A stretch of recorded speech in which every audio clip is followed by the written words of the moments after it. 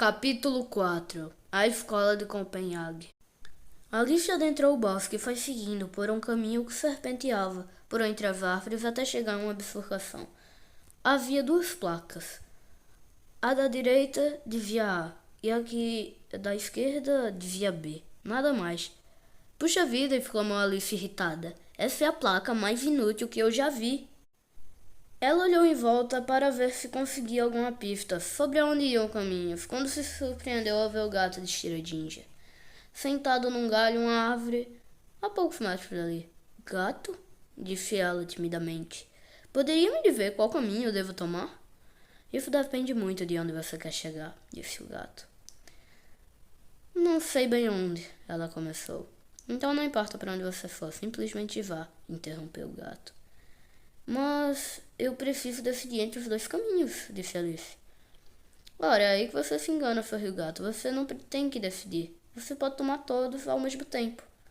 Com certeza. Já sabe disso agora. Eu particularmente costumo fazer 9 coisas diferentes ao mesmo tempo. Os gatos vasculham qualquer lugar quando não estão sendo observados. Por falar em observação, ele disse apressado. Acho que eu estou prestes a ser observado. Nessa hora ele desapareceu, de repente. Que gato esquisito, pensou Alice. E que sugestão esquisita. Ele devia estar se referindo à superposição de estados de que falava o mecânico. Acho que é como da vez que saí do banco. De alguma forma consegui em várias direções ao mesmo tempo. Então acho que deveria tentar fazer a mesma coisa de novo. Estado. Alice a 1.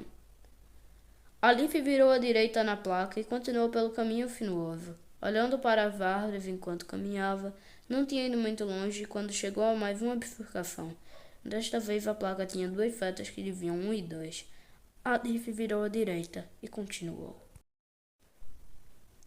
Enquanto prosseguia, as árvores foram escafeando, e ela se viu trilhando um caminho íngreme e pedregoso. A inclinação ia aumentando cada vez mais, até que ela se viu subindo a encosta de uma montanha isolada. A trilha levou a um caminho estreito, que beirava um precipício, que por sua vez ia até um pequeno gramado. À sua frente, na encosta do precipício, ela viu uma abertura, como uma boca bocejante, e uma passagem que levava adiante e para baixo. A passagem era muito escura, mas para sua própria surpresa ela acabou entrando e descendo. O chão e as paredes eram livres e iam direto para a frente, num leve declive, na direção de um leve e distante brilho. Enquanto ela caminhava, a luz ia gradualmente ficando mais forte e mais vermelha, e o túnel ia ficando cada vez mais quente. Pequenas nuvens de vapor passavam por ela, e ela ouviu um som, parecido com o de um animal enorme roncando em seu sono. Ao final do túnel, Alice avistou um imenso subterrâneo. Só dava para tentar adivinhar a escura vastidão do lugar, mas perto de seus pés ela viu um grande brilho. Um imenso dragão vermelho e dourado dormia profundamente, com sua longa cauda enrolada em volta dele. Abaixo dele, lhe servindo de cama, havia uma altíssima pilha de ouro e prata, joias e esculturas maravilhosas, tudo banhado pela luz vermelha. Estado. Alice a 2. Alice virou à direita na placa e continuou pelo caminho sinuoso.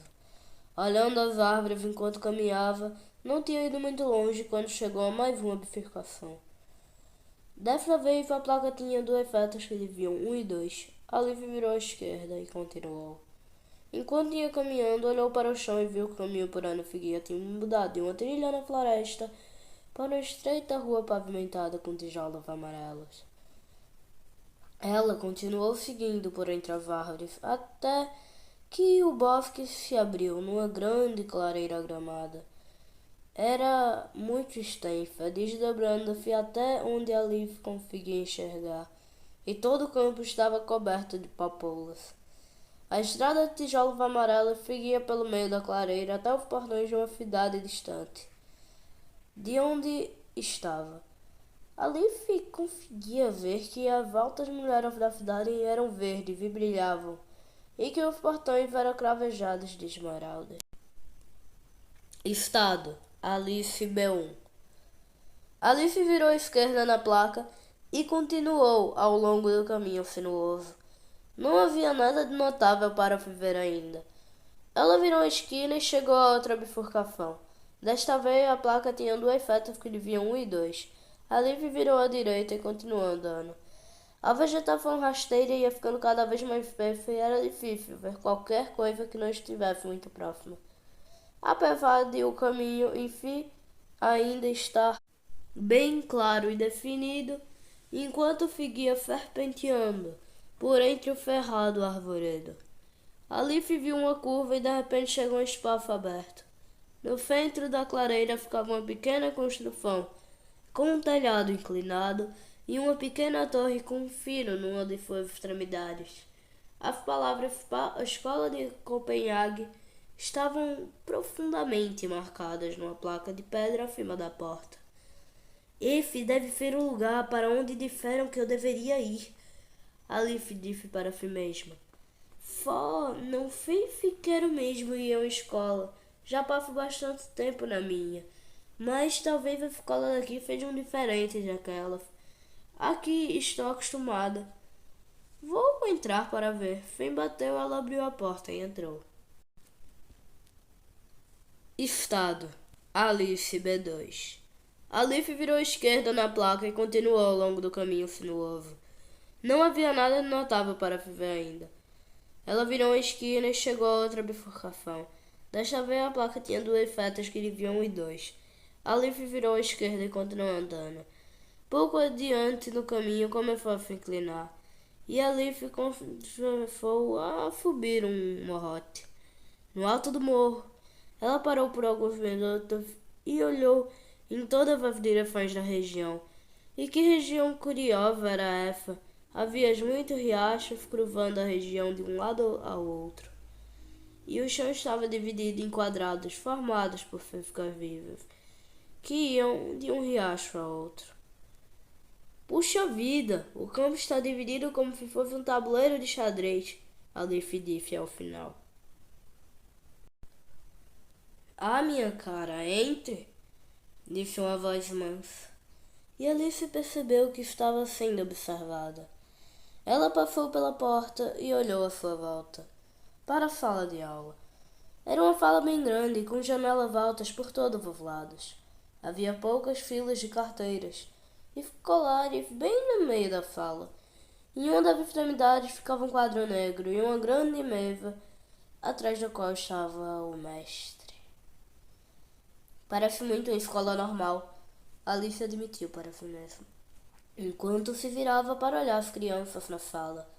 Ela viu, porém, que as carteiras não estavam ocupadas por crianças, mas por uma incrível coleção de criaturas amontoadas na frente da sala. Havia uma sereia com longos cabelos e um rabo de peixe escamoso. Havia um soldado uniformizado que, observando mais de perto, parecia ser de chumbo, e uma menininha esfarrapada, com uma bandeja cheia de fósforos. Havia também um patinho muito feio e um homem gordo com porte de realeza e que por algum motivo estava vestido apenas com a roupa de baixo. Será que está mesmo? Alice pensou. Quando olhou de novo, achou que tivesse visto um homem vestido em ricos trajes bordados e um hobby de veludo. Olhando novamente, porém, tudo o que conseguia ver era um homem corpulento, vestindo apenas suas roupas de baixo. Olá, minha cara, disse o mestre, uma figura paternal com sobrancelhas cheias. Veio se juntar à nossa discussão? Receio não saber como vim parar aqui, disse Alice. Eu achava que estava em vários lugares agorinha mesmo, e não tenho a menor ideia de que por que vim parar aqui e não nos outros lugares. Isso é porque nós observamos você aqui, é claro. Você estava numa superposição de estados quânticos. Mas como foi observado estando aqui, é porque era aqui que estava. Naturalmente e obviamente, você não foi observada em nenhum dos outros lugares. O que aconteceria se eu tivesse sido observado em algum outro lugar? Alice perguntou curiosa. Porque então, o seu conjunto de estados teria colapsado para esse outro. Você não estaria aqui. Mas sim na posição anterior tivesse sido observado, é claro. Ainda não consigo entender como isso seria possível, respondeu Olive, que já estava se sentindo terrivelmente confusa de novo. Que diferença faz se fui observada ou não? Com certeza eu estaria em um lugar ou em outro, sem importar quem estivesse me olhando ou não. É o que você pensa. Não dá para dizer o que está acontecendo em qualquer sistema, se você não observa.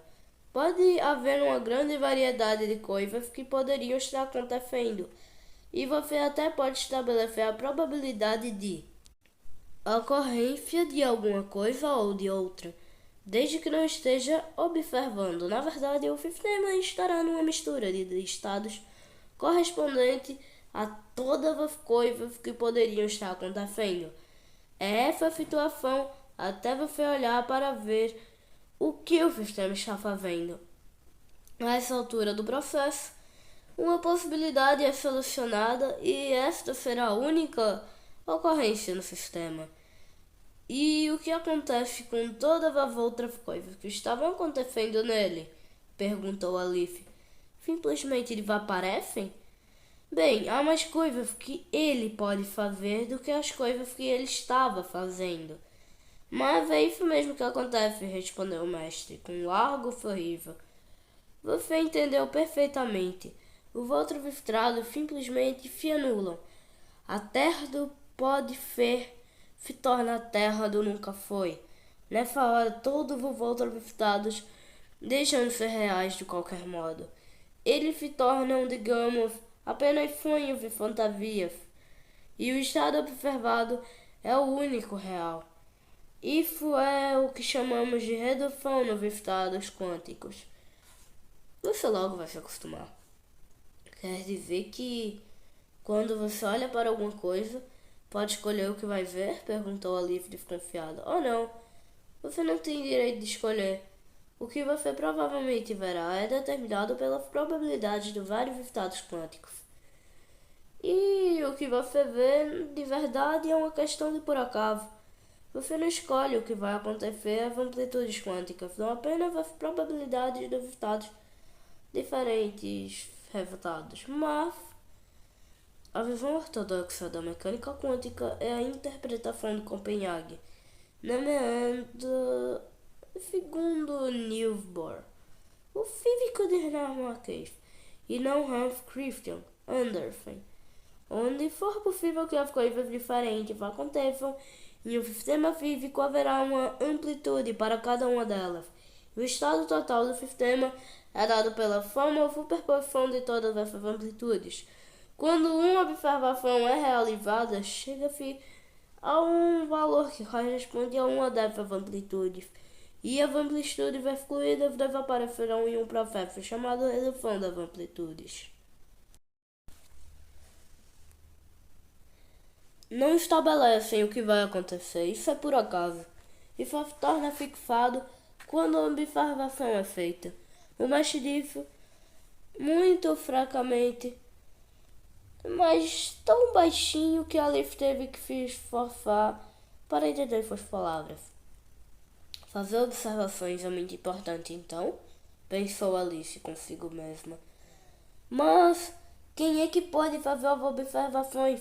É óbvio que os elétrons não podem observar a si mesmos, passando pelas fendas, num experimento de interferência, já que parecem passar pelas duas fendas ao mesmo tempo, ou será que eu deveria dizer, quando as amplitudes para as duas fendas estão presentes? Ela corrigiu, imitando a maneira de falar que tinha tanto ouvido nesse lugar. Parece que eu não me observei corretamente quando estava numa superposição de estados agora há pouco. Na verdade, disse ela de repente, surpreendida por um pensamento. Se a mecânica quântica diz que você deve fazer tudo aquilo que pode, então com certeza você deverá observar todos os possíveis resultados de qualquer medida que fizer o seu princípio de superposição quântica funciona em toda parte. Não é possível fazer medida nenhuma. Qualquer coisa que você tentasse medir teria vários resultados possíveis. Seria possível observar qualquer resultado e de acordo com as suas normas. Se você pode observar qualquer um deles, terá que observar todos.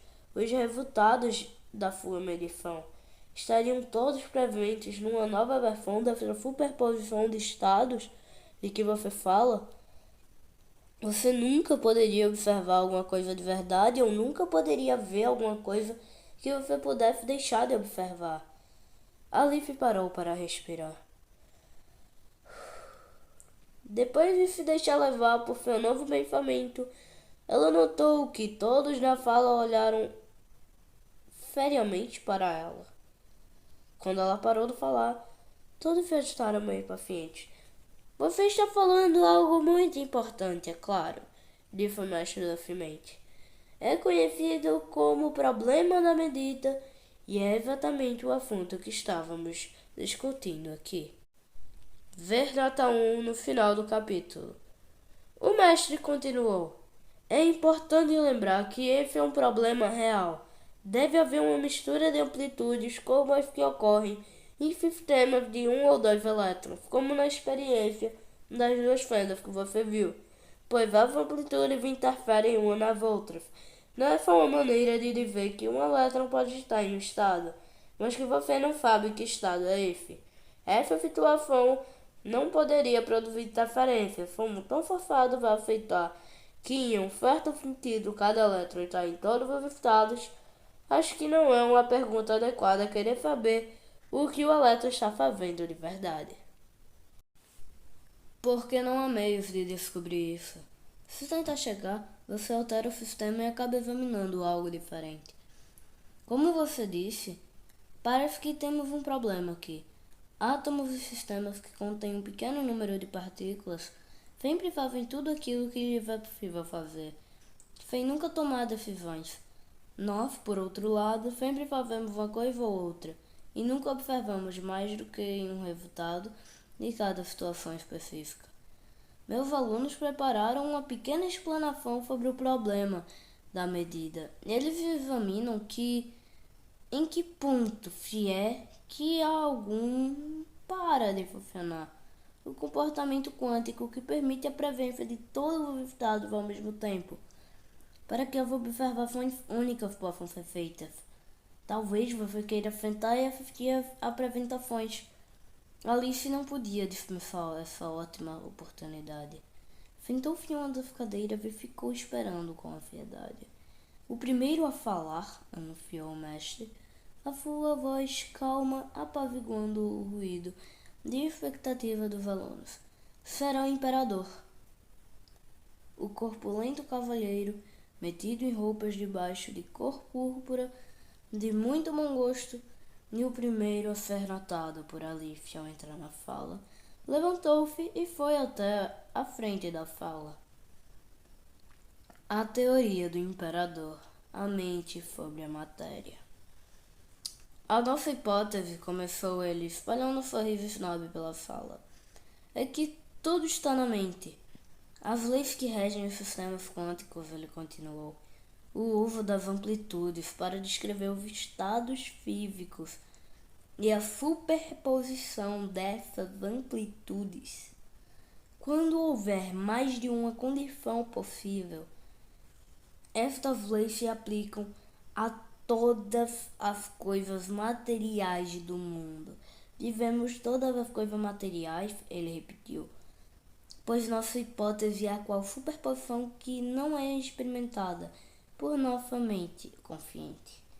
O mundo físico é governado em todos os níveis pelo comportamento quântico, e qualquer sistema puramente material, grande ou pequeno, será sempre uma combinação de estados, só com uma amplitude presente para cada tudo pode ou que poderia ter sido. Só quando a situação chega à tensão da vontade soberana de uma mente consciente é que uma escolha é feita.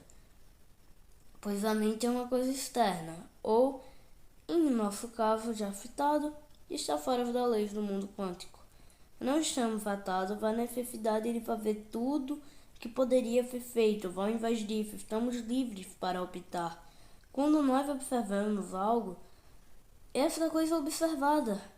Ela sabe que nós a observamos. O universo sabe que nós a observamos. E ela permanece dali em diante, na condição de ter sido observada por nós. É o nosso ato de observação que impõe a forma única e definida do mundo. Podemos não ter escolha sobre aquilo que vamos observar, mas o que quer que observarmos se torna unicamente real nesse momento. Ele parou e lançou olhares mandões para todos na fala. Alice ficou estranhamente impressionada com seu discurso confiante, apesar da roupa de baixo e cor púrpura, por exemplo. Quando olhamos para nossos novos e magníficos trajes imperiais, percebemos que estamos, é claro, esplendorosamente ornados. Ele olhou para si próprio e subitamente estava vestido de pés à cabeça em vestes riquíssimas. Sua capa e seu colete eram enfeitados com lindas vendas e seu leve roupa de veludo tinha bordas de pele de arminho. É possível que quando nossa atenção for desviada de nossos trajes, eles estejam menos reais e palpáveis do que parece estar agora. Quando todos observaram que eles são feitos do melhor tecido, como são de verdade. O imperador levantou a cabeça e olhou para os colegas. Ali estranhou que, apesar de sua observação ter estabelecido um rico aspecto de suas roupas, assim que ele desviou o olhar, elas imediatamente ficaram transparentes, mostrando a roupa de baixo, que ostentava um bonito monograma. É esta, pois a nossa tese, todo mundo é material, é de fato governado pela lei da mecânica quântica. Nossa mente humana está fora do mundo material e por isso não se restringe a essas leis. Temos a habilidade de ver coisas como só nós podemos. Não podemos escolher o que veremos, mas aquilo que vemos se torna realidade no mundo. Ao menos enquanto estamos observando. Quando terminamos nossa observação, o mundo pode novamente adentrar em sua condição costumeira de estados misturados. Ele parou e olhou em volta com ar satisfeito. Obrigado por esse trabalho. É muito interessante, disse o mestre. Alguém tem alguma pergunta? Alice descobriu que tinha fim. Talvez a atmosfera da escola estivesse afetando, afinal. Ela levantou a mão. Sim, o mestre perguntou, apontando para ela. Qual a pergunta que gostaria de fazer? Há uma coisa que não entendi, ela disse. Essa não era toda a verdade, pois havia muitas coisas que ela não entendia. E essa quantidade ia aumentando uma taxa alarmante. Mas havia uma coisa em particular sobre a qual ela queria perguntar.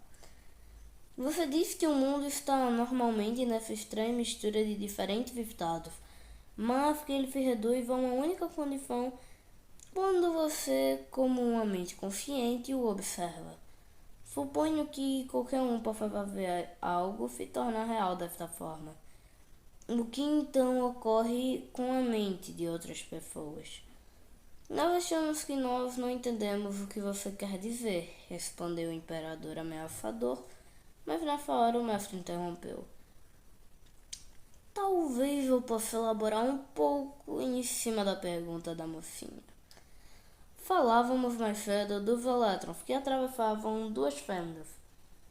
Suponha que eu pudesse tirar uma fotografia de um elétron passando por uma fenda ou por outra. De acordo com o que você disse, assim como a fotografia, poderia mostrar o elétron em qualquer das duas fendas. Teria de mostrar também o que estava em ambas. O filme da máquina não tem uma mente consciente e seria incapaz de reduzir a função de onda.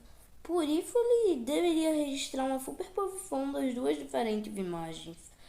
Suponho agora que se eu fizesse uma série de cópias dessa fotografia, sem, é claro, olhar para elas, você diria que cada uma dessas cópias traria agora também uma mistura de diferentes imagens, cada uma correspondendo a diferentes fendas por onde os elétrons poderiam ter passado? Sim, respondeu o imperador com todo cuidado. Acreditamos que esse seria o caso. Se assim fosse, a primeira a abrir o envelope e olhar para a foto faria com que uma das imagens se tornasse a verdadeira, causando o sumiço das outras. Novamente o imperador concordou com a teóloga. Mas nesse caso, as fotografias que as outras pessoas receberam teriam de se reduzir à mesma imagem, mesmo estando em outras cidades a quilômetros de distância. Sabemos por experiência que as cópias de uma foto têm de mostrar a mesma imagem que o original.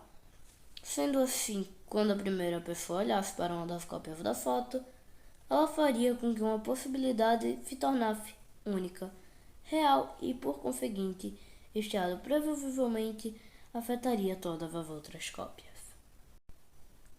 que teriam de concordar com a primeira. Então, a pessoa que olhasse para a foto em uma cidade faria com que todas as outras cópias em várias diferentes cidades do mundo mudassem de repente para mostrarem todas a mesma coisa. Acabaria como um tipo esquisito de corrida com a primeira pessoa a abrir o envelope, fixando as imagens das outras cópias antes que os envelopes fossem abertos. Acho que foi isso que a mocinha quis dizer, concluiu. Naturalmente, tal consideração não apresentaria problema nenhum. Em nosso caso, respondeu o imperador, já que ninguém se atreveria a olhar tal fotografia antes que nós a examinássemos. Contudo, concordamos que uma situação assim deve surgir em meio às pessoas de ordens inferiores. Nesse caso, a situação seria essa que acabou de descrever. Alice ficou tão impressionada ao ver esse argumento aparentemente ridículo ser feito que nem percebeu o imperador voltando para o assento e a pequena sereia indo para a frente da sala. A sereia estava meio desequilibrada, pois não tinha pés. Por isso sentou na mesa do mestre e ficou balançando sua cauda. A atenção de Alice voltou à aula, quando a sereia começou a falar. A teoria da pequena sereia. Muitos universos. Como sabem, começou ela numa voz líquida e musical, sou uma criatura de 2 mundos. Moro no mar e fico igualmente à vontade em terra firme. Mas isso não é nada em comparação ao número de mundos em que todos nós habitamos, pois somos cidadãos de muitos mundos. Muitos mundos. O expositor que me antecedeu nos disse que as regras quânticas se aplicam a todo mundo, com exceção das mentes das pessoas que nele habitam. Eu lhe digo que elas se aplicam ao mundo todo e a várias coisas, não há limite para a ideia da superposição de estados.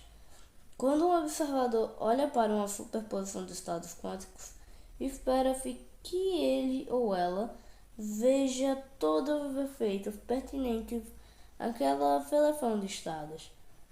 É isso que acontece. Um observador vê todos os resultados, ou melhor, o próprio observador também está numa superposição de diferentes estados. Em cada estado do observador vê o efeito correspondente àquele estado na mistura original. Cada estado é simplesmente expandido para incluir o observador no ato de ver aquele estado particular. Não é assim que parece para nós, mas isso é porque os diferentes estados de um observador não sabem da existência um dos outros. Quando um elétron atravessa uma barreira onde há 2 fendas, ele pode passar tanto pela direita quanto pela da esquerda. Aquilo que o observador consegue ver é por acaso. Você poderia ver o elétron que foi pela esquerda, mas haverá outro. Você que terá visto o elétron ir pela direita.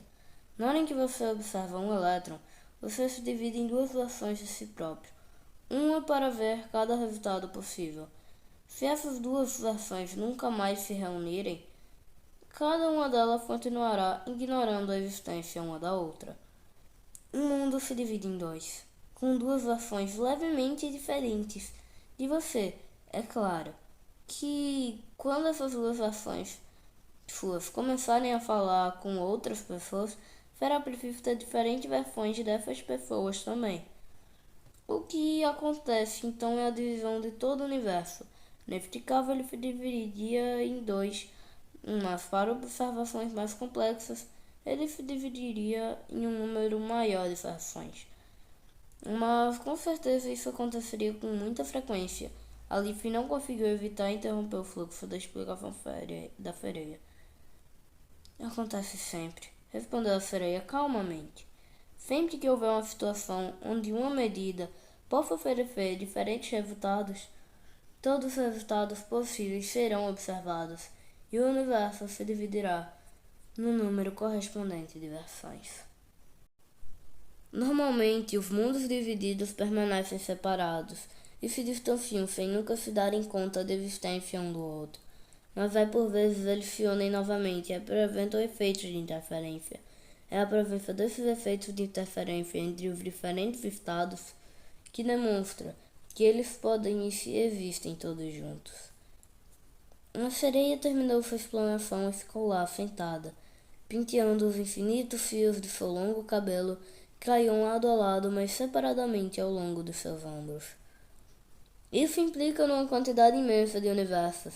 Teria de haver tantos universos quanto há grãos de areia nas praias da Terra. Alice protestou. Oh, não. Teria de haver muito mais que isso. Bem mais do que isso. Muito mais. Respondeu a sereia, encerrando o assunto. Muito, muito mais. Continuou a sonhadora. Muito, muito, muito. Esta teoria, o mestre interrompeu, tem a vantagem de ser bastante econômica em relação às afirmações, mas o mesmo não acontece com o universo. Ele chamou o próximo a apresentar sua teoria. Era o patinho feio que tinha de que ficar em pé em cima da mesa do mestre para ser visto mais claramente. A teoria do patinho feio. É tudo muito complicado.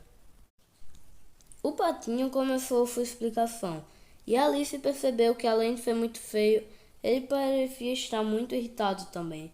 Sua fala era tão cheia de quacos e chiados que ficava difícil de entender o que ele dizia. Pelo pouco que Alice entendeu, ela pôde perceber que ele falava da superposição de estados. Só funcionava para sistemas bem pequenos, como poucos elétrons e átomos. Ele dizia que só era preciso argumentar que os sistemas estavam frequentemente em mistura de estados por causa da ocorrência da interferência, já que um estado solitário e único não teria nada com que interferir. Ele ainda disse que não sabemos de verdade se a interferência ocorre com objetos que contêm muitas partículas. Sabe-se que a interferência é consequentemente a superposição de estados existem para grupos com poucas partículas e por isso supõe-se que o mesmo se aplique para coisas complicadas, como patinhos. Ele não acreditava nisso por nada nesse mundo. Um patinho contém um monte de átomos de pato, ele prosseguiu, e antes de qualquer outros estados superpostos pudessem interferir, todos os átomos em cada estado separado deveriam se combinar exatamente com um átomo apropriado em outros estados. São tantos átomos que isso não seria possível. Em média, os efeitos se anulariam e não se veria nenhum resultado conjunto. Como então? Ele perguntou. Pode-se ter certeza que os patinhos estão sempre em uma superposição de estados? Responda-me, se é tão esperto assim. Toda essa superposição de estados funciona bem para algumas poucas partículas de cada vez, mas para bem antes de chegar um patinho. Ele continuou dizendo que sabia muito bem quando via algo e quando não via. Ele sabia que não estava em superposições de estado nenhuma e que era só para Varceu. Quando ele mudava, continuou. Decidido, mudava mesmo de um estado determinado para o outro. A mudança era irreversível e não há como voltar atrás e recombinar com os outros estados. Nada haveria de interferir com ele, concluiu. Nessa altura, seu gravidade estava tão exaltado que Alice não conseguiu acompanhá-lo e ela nem estranhou quando ele ficou tão zangado que caiu da mesa para fora do seu campo de visão. Houve então uma pausa e um momento de silêncio que foi interrompido quando o longo e gracioso pescoço apareceu por trás desta mesa, seguido por um corpo emplumado, branco como a neve. Era um cisne. Que lindo! Exclamou Alice. Posso acariciar você? O cisne chiou furioso e bateu as asas de maneira assustadora. Alice percebeu que, apesar de sua mudança certamente irreversível, seu temperamento não parecia ter mudado muito. Nesse momento, houve um tumulto no fundo da sala e Alice ouviu uma voz gritando: Parem com essa farsa! Vocês estão todos errados. Ela olhou na direção do som e viu uma figura alta e furiosa. No pé do espaço entre as mesas era um mecânico clássico. O seu andar estava seriamente comprometido, pois ele carregava uma máquina de pinball, parecida com as que Alice tinha visto em um café. Elas são encontradas com mais frequência em bares, mas Alice era muito jovem para tê-las visto em lugares assim. A teoria do mecânico clássico: rodas dentro de rodas. O mecânico clássico foi até a frente da sala e pôs sua máquina junto à escrivaninha do mestre. Ela tinha forma de uma mesa inclinada em que vivia escrito interceptor de elétrons. Na parte mais alta havia duas aberturas, através das quais as partículas eram disparadas. Embaixo estava disposta uma fileira de caçapas marcadas alternadamente com ganha e não ganha. A superfície da mesa, apesar de pintada com cores fortes, estranhamente não tinha os vários obstáculos e arremessadores que Alice tinha visto em máquinas de pinball. Vocês só estão enganando-se mesmos, anunciou o mecânico clássico com firmeza. Examinei com atenção este aparelho, que é basicamente um aparato normal de interferência de elétrons com duas fendas, e creio saber o que está acontecendo de verdade. Alice percebeu que, apesar de toda a decoração chamativa, o aparelho não era mais do que uma versão menor do experimento mostrado lá na fala de Duncan, do mecânico. O mecânico clássico logo demonstrou o seu funcionamento disparando um fluxo de elétrons pelas duas fendas. Pelo menos Alice presumiu que eles devem ter vindo, apesar de não conseguir ver atrás das fendas, já que elas eram as únicas presentes onde os elétrons estavam realmente, até que sua chegada fosse marcada nas caçapas. Na parte mais baixa da máquina, como de muitos poucos elétrons eram encontrados, Alice estava intrigada de ver que esses intervalos no padrão de interferência coincidiam bastante com as caçapas de vendo ganha. Vendo que a interferência se produz, você argumentaria que isto demonstra que os elétrons passaram de alguma forma por ambas as fendas, pois a combinação das amplitudes de cada uma delas produz o padrão de interferência que estamos vendo. Eu digo a vocês que os elétrons, na verdade, passam individualmente por apenas uma fenda.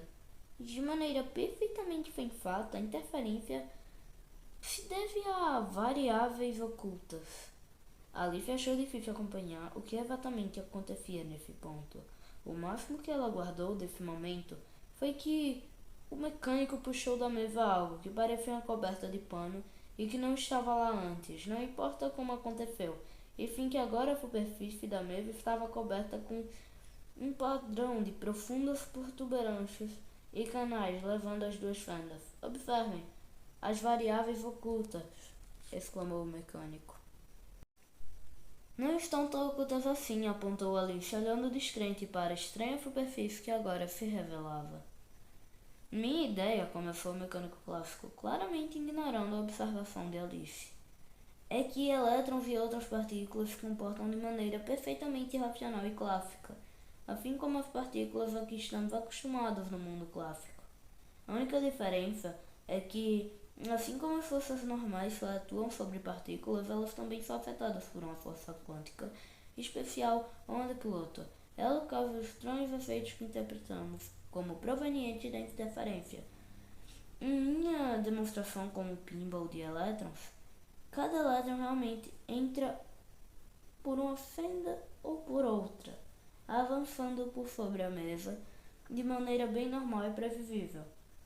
Qualquer aleatoriedade no conjunto se origina das diferentes diversões e velocidades iniciais que os elétrons venham a ter inicialmente, quando os elétrons cruzam essas falhas que você vê aqui no potencial quântico. Eles são defletidos pela força quântica, assim como uma roda de bicicleta presa a um trilho de trem, e é por isso que a maioria dos elétrons acaba se agrupando. É isso que produz afins chamados de efeitos de interferência. Bem, disse o mestre, esta é com certeza uma teoria muito interessante. Muito interessante mesmo. Contudo, se não se importa que eu diga, parece que você removeu as dificuldades que tinha. Com o comportamento do elétrons custa de um comportamento bem estranho para seu potencial quântico. Essa força quântica tende a produzir os efeitos que atribuímos à interferência. Ela precisa ser influenciada por coisas que ocorrem em lugares bem diferentes. Se uma terceira fenda fosse feita em sua mesa, as forças quânticas sobre as partículas se alterariam muito, mesmo se nenhuma das partículas passasse por ela. Tem de ser assim, pois a interferência para 3 buracos é diferente daquela para 2. E sua força quântica precisou reproduzir todos aqueles efeitos de interferência que nós sabemos que ocorrem. Além disso, seu potencial quântico, ou rede de forças quânticas, precisa ser muito complicado. Na sua teoria não é nada parecido com a redução das funções de onda que ocorre na teoria quântica normal. Então seu potencial deve ser influenciado por todas as possibilidades de todas as coisas que poderiam ter acontecido em qualquer ocasião. É como a teoria dos muitos universos nesse sentido. Na sua teoria você diz que se observa depende da trajetória que as partículas venham a ter quando forem afetadas por sua onda piloto, e que a própria onda piloto terá a informação de todas as coisas que poderiam ter acontecido e não há possibilidade de evitar isso. A sua onda teria de ser incrivelmente complexa, como a forma de todos os universos na teoria dos muitos universos, mesmo que isso não afete as partículas na maior parte do tempo. A onda piloto, na sua teoria, influencia o comportamento das partículas, mas a maneira com que as partículas se movem individualmente não tem efeito sobre a onda. Isso depende apenas do que as partículas poderiam ter feito. Não há simetria de ação e reação entre as partículas e a onda piloto. Como um mecânico clássico, você deve ser um aborrecimento. Você não gostaria de contrariar a lei de Newton, que diz que a ação e reação são sempre iguais, gostaria? Nesse momento, o mecânico quântico que havia seguido o mecânico clássico para dentro da sala de aula, sem mais ver nada, foi para a frente da sala e pegou o companheiro pelo braço. Venha comigo, disse. Com certeza você não quer ser acusado de heresia clássica por contrariar as leis de Newton. Toda essa discussão acadêmica sobre o que os elétrons fazem ou deixam de fazer não é para tipos como nós. Nós somos mecânicos. Como mecânico, minha preocupação principal é que as leis quânticas funcionam bem. Quando calculo a amplitude de algum processo, ela me diz o que é provável que aconteça. Existem várias respostas para o problema da medida, mas nenhuma delas é universalmente aceita.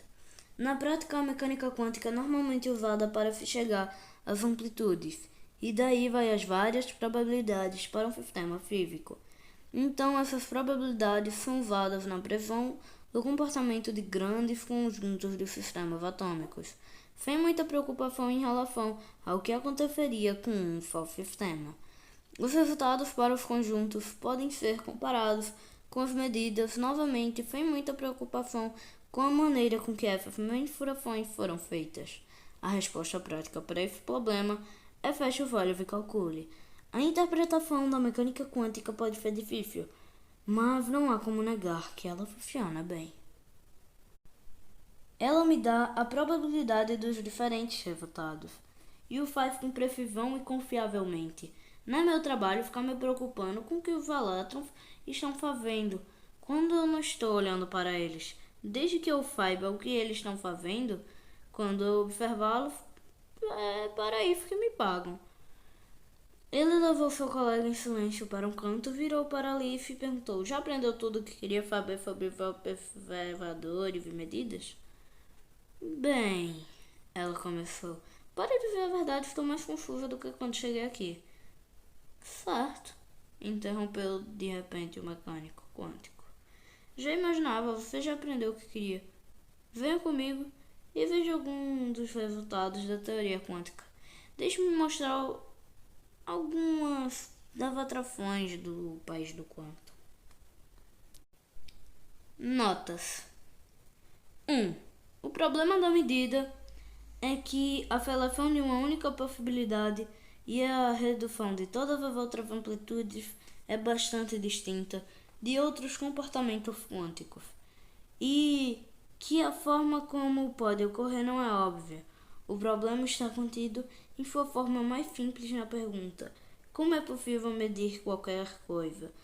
A visão convencional da mecânica quântica é que, quando houver várias possibilidades, haverá uma amplitude para cada uma delas, e a amplitude total do sistema é obtida através da forma de superposição de todas. Por exemplo, se houver várias fendas por onde uma partícula pode passar, a amplitude geral do sistema contém uma amplitude para cada abertura, podendo haver interferências entre as amplitudes individuais. Não havendo influências externas, as amplitudes se alterarão de maneira suave e previsível. Quando você faz uma medida em uma cuja soma de amplitudes corresponde a diferentes valores possíveis da medida de quantidade, a teoria diz que você observará com alguma probabilidade um outro desses valores imediatamente após a medida. O valor é uma quantidade conhecida, pois você acabou de medi-la. E aí a forma dos autoestados, Verbox na página 85, se reduz a um só, o único para o valor real medido por você. Segunda nota. A descrição ortodoxa da medida na mecânica quântica tem a desvantagem de que o processo de medição não parece ser muito compatível em absoluto com o resto da teoria quântica.